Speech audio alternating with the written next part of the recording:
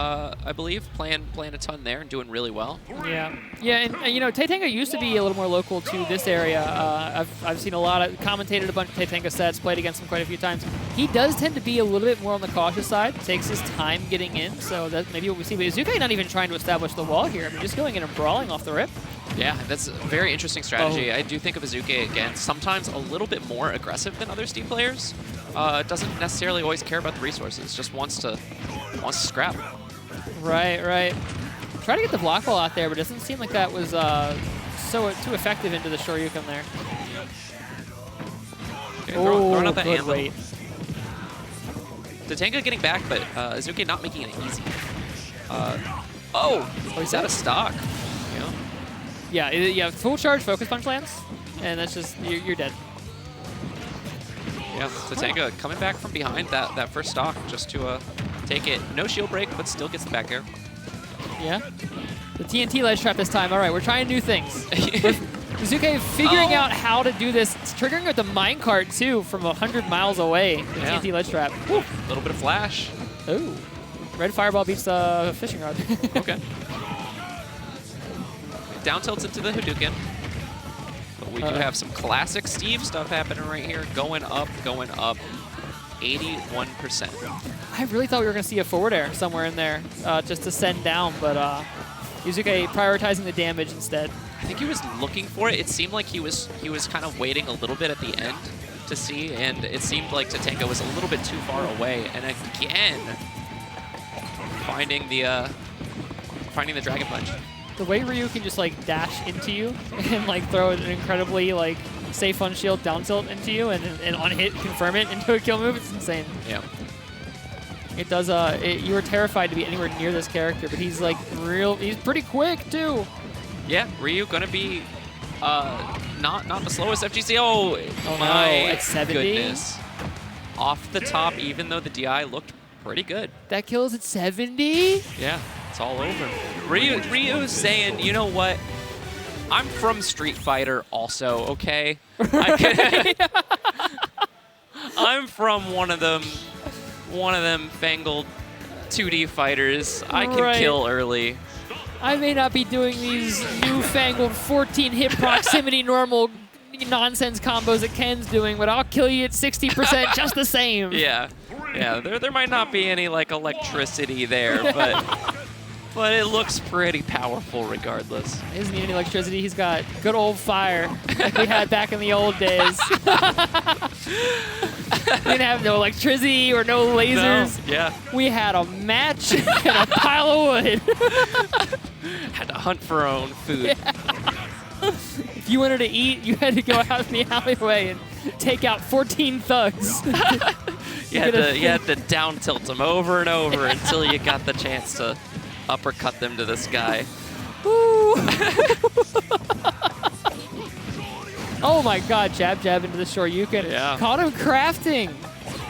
Yeah. This is why we make torches. You got to keep them out of your crafting space, man. It's the only Minecraft reference I know enough to make. Yeah. Yeah. I got nothing on that. But yeah. Oh no! This might be for Tenga here. Oh, the one block. Yeah. The one block. Nothing hurts. Nothing feels more like a personal insult than when a single block stops your recovery. It's like, okay, I get it. Ryu not able to go through that, it seems, was just stopped by it, and that was a huge lead from Tenga that is now completely gone. The anvil kind of squeezed Tenga there between him and the block and sent it to a very strange angle. Interesting cart though from Izuke, gonna send it back out. The blocks are back. The blocks of doom. Ryu just kind of calmly walking across them. Izuke swatting him away. Tenga's trying anything possible to get back. I love the cart. Oh, it worked this time. Why did it not work last time? What? Wait. The block blocked the Shoryuken, but last time it didn't happen. He just went right through it. I'm so confused. Okay. I blocked it both times, I think. That's how we lost the stock both times. Well, he blocked the side B last time, but game one, he just went through it. I wonder if it's to do with the health of the block. That must be what it is. Possibly. Okay. The durability, you know, how much they paid the contractor. Yeah. We're learning things on stream today. Yeah. Okay, gets the Tatsu after the down tilts, but not enough to KO. One of Ryu's stronger KO kills. Oh, there it is. That every time I see that combo looks so fake. It's not. It works. It's true, but it just doesn't look real. Right. I mean, that's one of the things that Ryu has over Ken, right? Is the better Tatsu. Yeah. The ability to KO. Oh my god, that was all 3. That was all 3. The blocks under the stage. What a menace. Gonna be taking a game that Tenga had a huge lead at the beginning. I think it was like 20%, and it was already on Izuke's second stock. And yeah, and you know, like this is like the catch-22 now, right? Because now if you're Tenga, you got to be thinking like, okay, I need to slow my offense down a little bit because as much as I want to get aggressive, I want to just beat the life out of this little block man. Sure. Yeah. If I make this mistake that sends me off stage, I could just very well die to the single block of Doom. Yeah. But on the other hand, like, you slow down too much into Steve, and now you're dealing with diamond tools for too much of the game, and it's like you're kind of in a bad spot either way unless you thread the needle. Yeah, and we might be seeing the answer to that with Hollow Bastion, saying, you know what, I'm going to stay more centered until I have Izuke off stage. Yep. Yeah, because you get this little house, right? You get this little ceiling. It's really nice and comfy. I mean, not when Steve breaks in, but... Right. I also think that there's like Hollow Bastion is interesting into Steve because you get like this kind of platform that goes right over where the wall usually wants to be set up, and you kind of have like a route in that doesn't require directly interacting with the blocks. You're still coming in from the air, which is still kind of what Steve wants, but yeah, with a little bit more consistency to it. Yeah. I love what Tenga's doing with the focus punch on the blocks, though. Like trying to use the mix-up of when the blocks get destroyed to lower the focus. Yeah, it's kind of an interesting tactic. I wouldn't have thought of that, but Tenga uses that focus just very well. Really good mix. Stalls with it. Yeah. Just well played, but wow, forward throw. Going to be taking it for Izuke. Taking that first stock. Yeah, Tenga is still just trying to find like a way in to confirm this. I mean, 99%. One good hit could do it, but it seems like Izuke just has full control. Oh, no, his shield is gone. From full control to no control. Yeah. Yeah, the shield break, taking that stock. Still a lead for Izuke, though. That kind of is the Ryu experience. You feel like you're in full control of the game, and then he just kills you with something crazy out of nowhere. Yeah. Yeah, I mean, well played from Tenga, realizing that shield might break and executing on it. No! Okay, all right. Yeah, it looked like the focus might hit, but the anvil with the second hit. Yeah. Taking away that focus. The dreaded landing hitbox. Yeah. Yep. Yeah, I mean, Tenga definitely knows this character, knows Ryu inside and out. So, like, any interesting or weird way to, like, find the stock here, he's going to be looking for it. A true specialist. You're not going to see Tenga be like, oh, this didn't work. I'm going to play Ken, or I'm going to play Kazuya this next game, like some players of these characters. Right. Tenga's just going to play Ryu. Oh, with the block, kind of just forcing that Tatsu to keep going. Yeah, the block put the Tatsu in a on-ground state, which meant you couldn't grab ledge because your feet are on the ground. That's me. That's like... I'm calling Izuke's mom. Yeah. that is, it's inventive, it's creative. I will say that. Like, it's, yeah. Oh, the block is going to save him, though. Yeah. I don't know if he dies at that percentage. It's possible. It depends on, like, I think because that was technically aerial shuriken, so probably not. If it was grounded, absolutely. Yeah. Great use of the focus to... Oh! Yeah, wow. You love to see that from Ryu, man. Like that you block the one hit with the focus, you use the movement to get in, you hit your combo to the Shoryuken. It's so cool. Well played, but we're going to have Izuke taking that game off of the minecart. The minecart going a little bit slow, and you have so much time as the Steve player to be like, okay, let me assess the shot, you know? Right, you're playing a little golf at this point. And you're just looking for where that ball's going to be. Well, there's this funny like mind game in those situations, and I see this with when you get buried with Rob down throw too, where like you are like mashing a little bit and then stopping. Oh yeah. And then they're watching you like wiggle and then stop wiggling, and they're trying to figure out like when exactly are you popping out so I can get the hit. Are they mashing like crazy? Are they doing the no mash mash? You know? Are they doing the dreaded half mash? The half mash.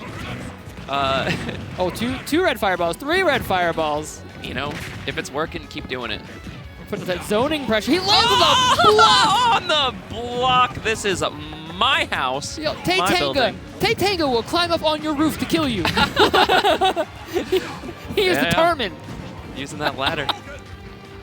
Terrifying to think of like Oh, the block actually just like acting as a paralyzer there. Whoa. It's just, that's like a zany, like Rube Goldberg machine For a real. little bit. Built a whole elevator and sent it down.